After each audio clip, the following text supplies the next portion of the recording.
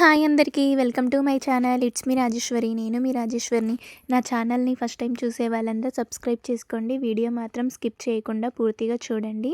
ఇక్కడ నేనైతే వీడియోలో బ్రోకలీ కర్రీ అయితే చేస్తున్నాను. ముందుగా అయితే ఇక్కడ బ్రోకలీని అయితే చక్కగా నీట్గా చిన్న చిన్న పీసెస్కి అయితే కట్ చేసుకుంటున్నాను. ఈ విధంగా సైడ్లో అన్నీ తీసేసి వీడియోలో చూపించిన విధంగా చిన్న చిన్న ముక్కలుగా అయితే కట్ చేసుకోవాలి.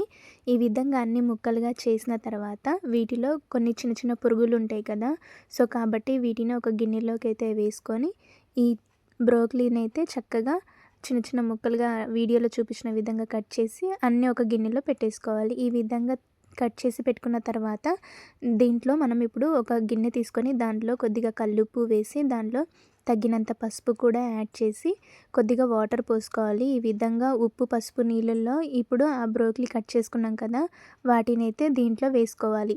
ఈ విధంగా బ్రోకలీ ఆ వాటర్లో వేసుకొని ఉప్పు పసుపు వేసాం కదా, ఆ వాటర్లో ఈ విధంగా వేసుకున్న తర్వాత పొయ్యి మీద పెట్టేసి కొద్దిసేపు అయితే మనం ఉడకనివ్వాలి. దాంట్లో ఏమైనా పురుగులు ఏమైనా ఉన్నా చక్కగా నీట్గా అయిపోతుంది. సో ఈ విధంగా అయితే అది మనకు ఉడికే వరకు ఇక్కడైతే మనము దాంట్లోకి కావాల్సింది ఇక్కడ ఆనియన్స్ ఒకటి తీసుకొని 2 టమాటోస్ తీసుకొని సన్న ముక్కలుగా కట్ చేసి పక్కన పెట్టుకోవాలి. అలానే వెల్లుల్లి కూడా నీట్గా పీల్ తీసేసి చక్కగా ఒలుచుకొని పక్కన పెట్టుకొని పొయ్యి మీద అయితే ఒక ప్యాన్ పెట్టేసి నేను ఇక్కడ కోకోనట్ ఆయిల్ యూజ్ చేశాను. ఆయిల్ వేసుకొని వెల్లుల్లి, ఆనియన్స్, టమాటో వేసి వీటిని బాగా మనమైతే మగ్గనివ్వాలి. ఇవి గోల్డెన్ కలర్ వచ్చే వరకు ఈ విధంగా వీడియోలో చూపించిన విధంగా కలుపుకోవాలి. మనకు అక్కడ బ్రోకలీ కూడా చక్కగా ఉడికిపోతుంది కదా, సో ఇవి కూడా మగ్గిన తర్వాత పొయ్యి మీద నుంచి అయితే మనము పక్కన పెట్టేసుకొని వీటిని అయితే ఒక మిక్సీ గిన్నె తీసుకొని ఆ మిక్సీ గిన్నెలో మనం ఇందాక వేయించుకున్న టమాటో, ఆనియన్, వెల్లుల్లిని వేసుకోవాలి.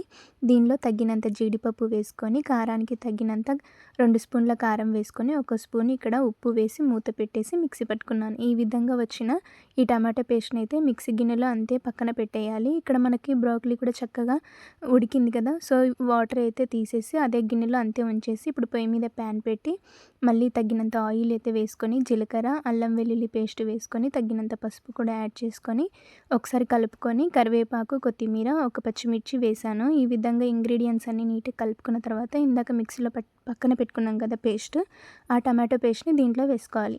ఈ విధంగా వేసుకొని ఒకసారి బాగా నీట్గా కలుపుకోవాలి. ఈ విధంగా కలుపుకున్న తర్వాత బ్రోకలీ కూడా దీంట్లో వేసేసి ఈ బ్రోకలీ మళ్ళీ ఒకసారి స్పూన్తో నీట్గా ఆ ఉప్పు కారం అనేది చక్కగా పట్టుకోవడానికి మళ్ళీ ఒకసారి బాగా కలుపుకొని మనమైతే మూత పెట్టేసి దీన్నైతే ఒక 15 మినిట్స్ అయితే అంతే మంచిగా కూరనైతే ఉడకనివ్వాలి. ఈ విధంగా చక్కగా ఇలా నీట్గా దగ్గరికి అయిన తర్వాత ఒకసారి మూత తీసేసి తగినంత ధనియాల పొడి అయితే వేసి మళ్ళీ ఒకసారి మూత పెట్టేసి కలుపుకొని మూత పెట్టేసి ఒక 10 నిమిషాలు మళ్ళీ ఉంచేస్తే మనకు వేడివేడిగా బ్రోకలీ కర్రీ అయితే రెడీ. చాలా టేస్టీగా ఎమ్మీగా ఉంటుంది. మీరు కూడా అందరూ ఒకసారి ట్రై చేయండి. ఈ విధంగా చేసుకుంటే చాలా టేస్టీగా ఉంటుంది. మీకు ఈ వీడియో నచ్చినట్లయితే లైక్ చేసి, షేర్ చేసి, సబ్స్క్రైబ్ చేసుకోండి.